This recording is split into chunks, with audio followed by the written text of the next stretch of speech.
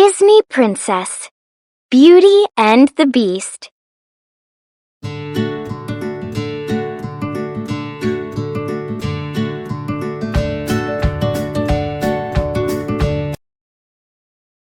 One cold night, an old beggar woman knocked on the door of a beautiful castle. She offered a young prince a rose in return for shelter. He took one look at the woman's rags and sent her away. But the old woman was actually a beautiful enchantress in disguise. She cast a spell on all who lived in the castle and turned the prince into a hideous beast. With him, she left an enchanted mirror and a rose, which would bloom until his 21st birthday. If he could learn to love and be loved before the last petal fell, the spell would be broken. If not, he would be a beast forever. In a nearby village, a beautiful girl named Belle had just borrowed a book from the bookshop. "It's my favorite," Belle told the bookseller. "Far-off places, daring sword fights, magic spells, a prince in disguise." Like the people in her books, Belle longed for adventure and romance. Gaston, a handsome hunter, wanted to make Belle his wife. But Belle had bigger dreams. Gaston snatched the book out of her hands. "Belle, it's about time you got your head out of those books and paid attention to more important things, like me," he said, tossing her book in the mud. Suddenly, a loud boom came from the cottage where Belle lived with her father, Maurice. Belle hurried home to see if he was okay. Fortunately, Maurice was all right, but something was bothering Belle. "I'm not sure I fit in here," she told him. "There's no one I can really talk to." "Don't you worry," he assured her, "'cause this invention's going to be the start of a new life for us." Then, with the tightening of one last screw, the machine roared to life, and Maurice soon left for the fair with the family horse, Philippe. When they reached a fork in the road, Maurice had Philippe take a shortcut. But after a while, it started to get dark, and a gloomy mist filled the air. Tree branches towered over their heads as wolves howled in the distance. "This can't be right," Maurice said. Without warning, a swarm of bats flew out from a tree and scared Philippe. The poor horse threw Maurice and bolted, leaving him alone in the forest. A pack of hungry wolves growled at Maurice from the darkness. He ran away, but lost his balance and stumbled down a hill. When he looked up, the wolves had him cornered by a gate. "Help!" he cried, shaking the bars of the gate. "Is someone there?" Just then, the gate creaked open, so he quickly slipped through. He made his way to a castle he saw in the distance. Cautiously, he opened the front door. Inside, the castle was very dark, so he picked up a candelabrum to help him see. Suddenly, the candelabrum started to talk. A nearby mantel clock started to talk too. The objects were enchanted. "Come warm yourself by the fire," suggested Lumiere, the candelabrum. Cogsworth, the mantel clock, did not think that was a good idea. Suddenly, a hideous beast stormed in, growling from the shadows of the room. "So, you've come to stare at the beast, have you?" he said, glaring at the intruder.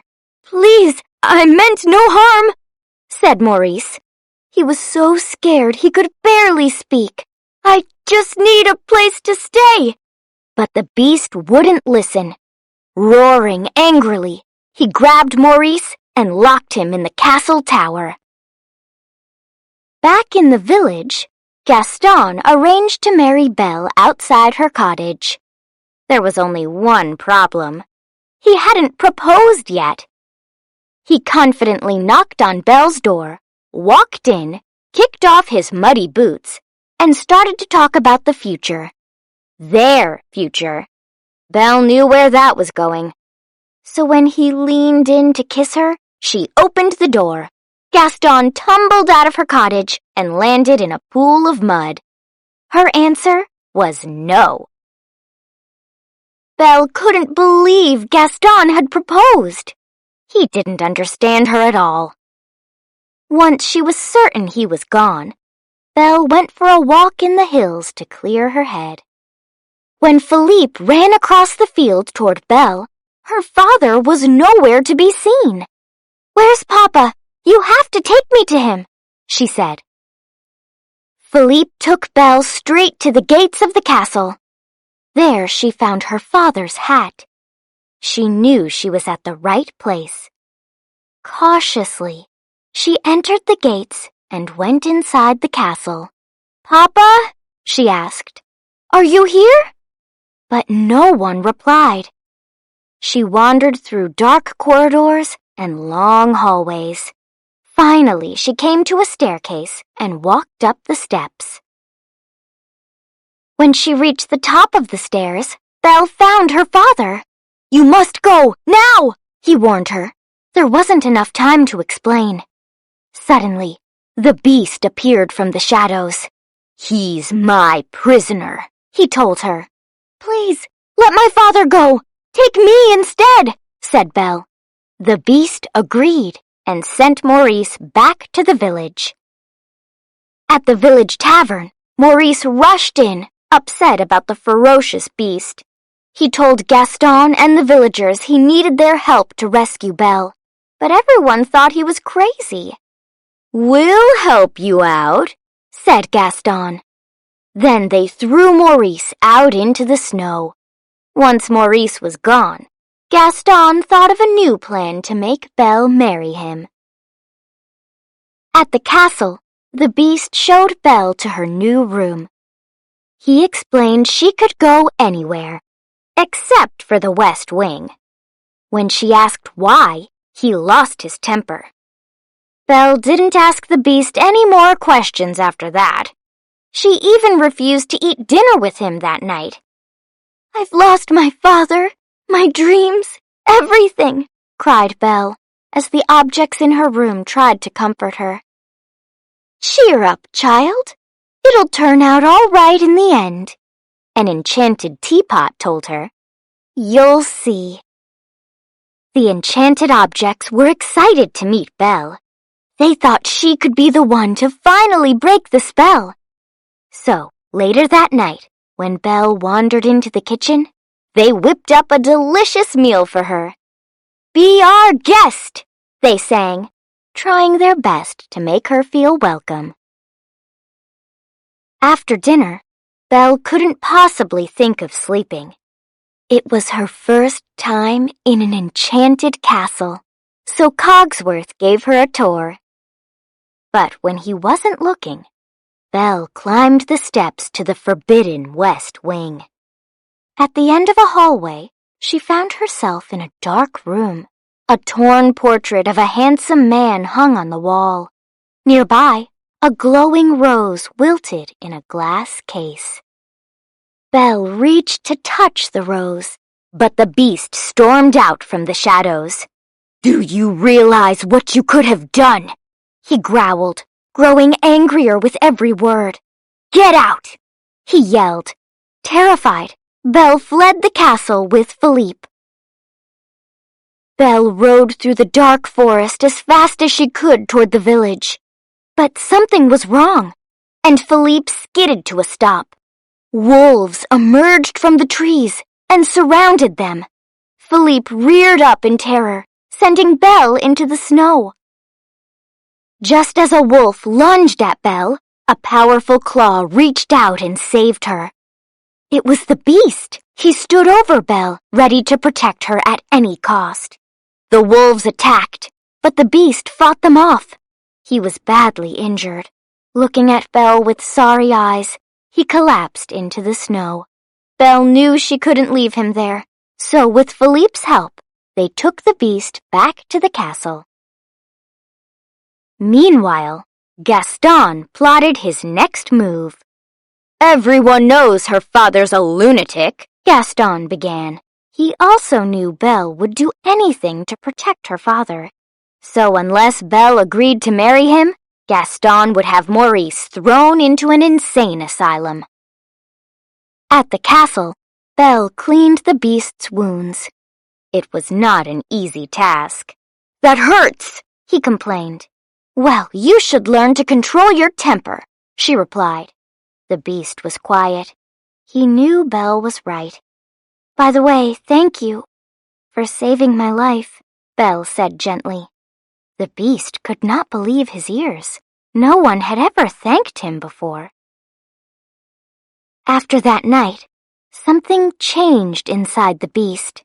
Knowing how much his new friend loved books, the beast showed Belle the castle's impressive library. "It's wonderful," she said. She was surprised by his kindness. As the days passed, the beast tried to behave like a gentleman at the dinner table. He and Belle even fed little birds outside the castle together, and had a snowball fight. As Belle and the beast read together by the fire one night, the enchanted objects could not contain their excitement. They were certain that Belle was the girl to break the spell. But the objects knew that the last rose petal would soon fall, so they prepared a romantic dinner for Belle and the beast. "And when the time is right," Lumiere told the beast, "you confess your love." Dressed in their finest clothes, Belle and the beast enjoyed a splendid feast together and shared a dance in the ballroom, looking deeply into each other's eyes. "Belle, are you happy here?" the beast asked when they finished dancing. "Yes," she said, looking away. Even though she was happy, she missed her father dearly and wanted to see him again. So the beast handed Belle the enchanted mirror. He explained it would show her anything she wished to see. She asked to see her father. He suddenly appeared in the mirror, but he was sick and lost in the woods. "You must go to him," said the beast. He hadn't told Belle that he loved her, but he cared so much that he let her go. Taking the mirror with her, Belle rushed back home. The beast was heartbroken. Belle found her father and brought him back to the cottage. He was surprised that the beast had been kind enough to let her go. Suddenly, someone knocked on the cottage door. The townspeople had come to take her father away. They thought Maurice was crazy for believing in a ferocious beast. Gaston grabbed Belle's arm. "I might be able to clear up this little misunderstanding if you marry me," he said. "Never!" Belle cried out. "My father's not crazy. I can prove it." She grabbed the enchanted mirror and showed the beast to the villagers. "He's really kind and gentle," she told them. "He's my friend." But no one would listen. "We'll rid the village of this beast," Gaston said. Then Gaston and the villagers locked Belle and Maurice in the cottage and went to find the beast. Belle and her father managed to escape and rushed to the castle. They saw Gaston on the roof attacking the beast, who was too sad to defend himself. "What's the matter, beast?" said Gaston. "Too kind and gentle to fight back?" Belle begged Gaston to stop, but he ignored her and stabbed the beast in the back. As the beast roared in pain, Gaston slipped and fell off the roof, never to be seen again. The beast was badly injured. "At least I got to see you one last time," he said, bringing his paw to Belle's cheek. Then he closed his eyes and sank to the ground. "No! Please don't leave me!" cried Belle. "I love you!" Inside the castle, the enchanted objects watched as the last rose petal fell. It was too late to break the spell. But then, magical streaks of light began to fill the sky. The beast turned back into a prince, and the enchanted objects returned to their human forms. The spell was broken. "Belle, "It's me," said the handsome prince who stood before her. Looking into his eyes, Belle knew it was him, and they shared their first kiss. It was then that Belle knew her dreams of adventure and romance had all come true.